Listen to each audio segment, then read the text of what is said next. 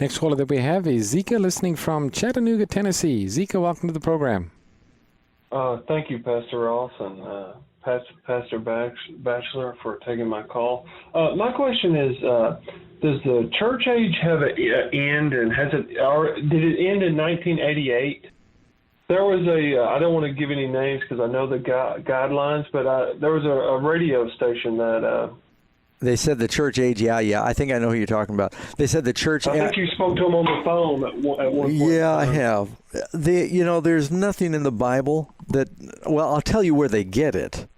Some people say that with the formation of Israel in 1948, then you add a generation, which brings you to 88 then?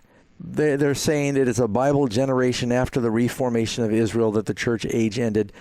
That is one person doing a private interpretation. I don't know any serious scholars that believe that. As long as the idea of the church age, Christ poured out his Spirit there at Pentecost in Acts chapter 2. There's nothing in the Bible that says he's withdrawn his promise. And why would we need less of the Spirit in the last days? Now, this one particular leader was telling people that you're not supposed to belong to any church anymore. But, that's kind of silly. Why would we not want to be gathering together with God's people right up until the Lord comes? Hebrews 10 tells us, is it verse 25, forsake not the assembling of ourselves together, and all the more as you see the day approaching.